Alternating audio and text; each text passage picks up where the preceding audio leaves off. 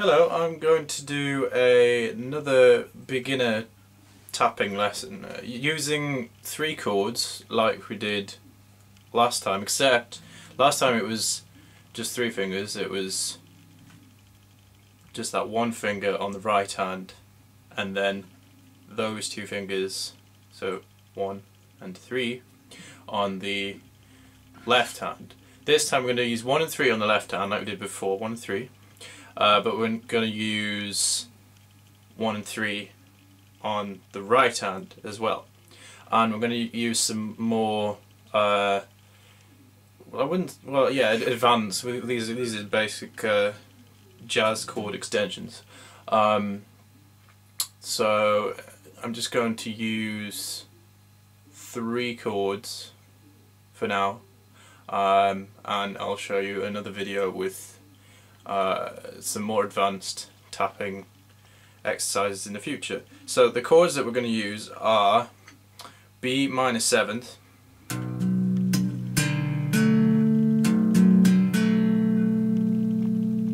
hope you can hear that alright, and A sus4 or A suspended 4, and D major 7. Okay, and I'll break those chords down for you. First finger on 7th fret of the E string, 3rd finger on the 9th fret of the A string. And now what you want to do is you want to get your right hand, first finger of your right hand on the 12th fret of the D string, and then your 3rd finger on the 14th fret of the G string. Now you probably will really have to press down quite hard, not so much with your left hand, but more with your right hand, especially with your ring finger, to get the sound ringing out. So you might need to press down quite hard, because otherwise you're going to end up with a muted kind of. You end up with like a.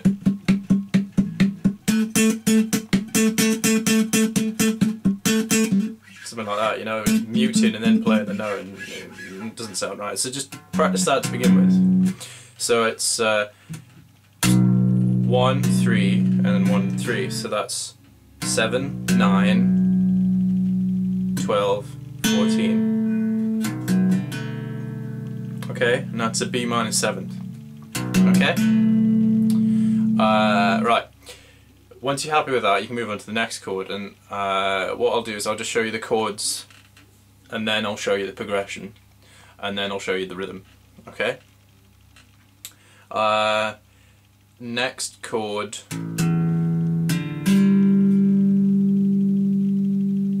A sus4 or suspended 4.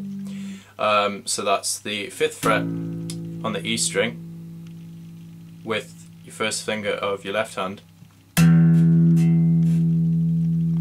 3rd finger on the 7th fret of the A string, so that's your A and your E, and then 12th fret on the D string with your first finger of your right hand, and then 12th fret of the G string, 2nd finger of your right hand, so that's your D and your G.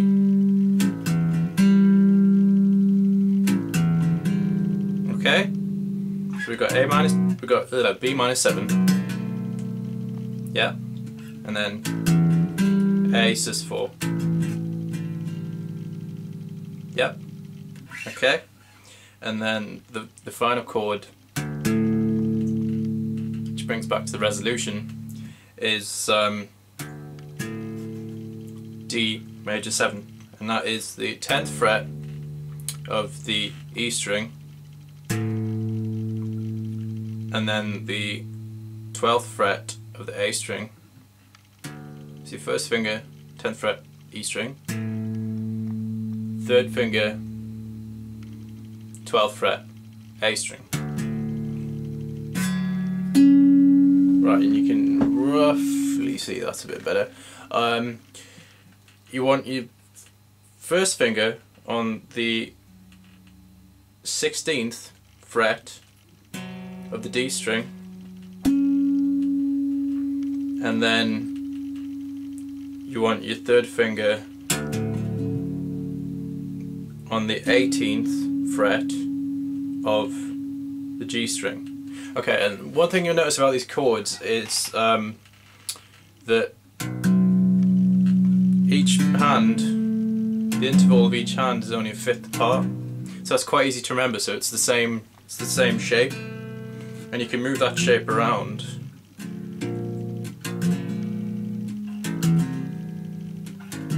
And it's only the spacing between the frets that changes, which, for major and well, for minor seventh and major seventh. Okay. Yep. So that's the D major 7. Right, I'll show you the progression. And I'm sort of kind of making up the rhythm a little bit, but we basically just want it all to ring out.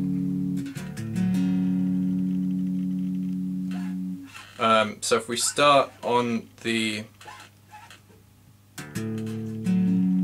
D major 7,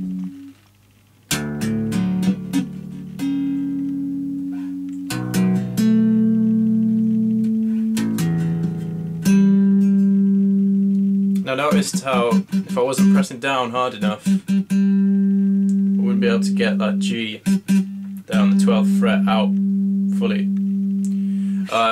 That's one thing you've got to keep in mind, is press down. So keep going over each progression until you're happy with it, and then add them together.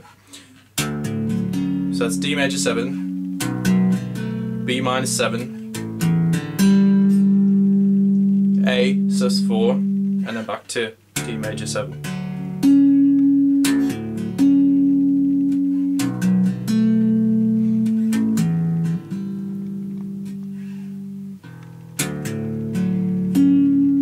Another really simple exercise. Doesn't really require that much effort. It's simple and it's nice. And yeah, remember the one thing about playing bass is that you don't always have to be flashy. I mean, that's a really simple exercise, that, but sometimes that's all a song needs. So you've got to keep that in mind as well. Another little thing with that is a little exercise here that you could do. I actually learned it from, well, I didn't learn it, I saw it in one of John Entwistle's, one of the last bass solos that he did before he died. Was just doing this. So if we start on the 12th fret of the G string and the D string, so put your first finger on the D and your second finger on the G, and all you want to do is just walk down.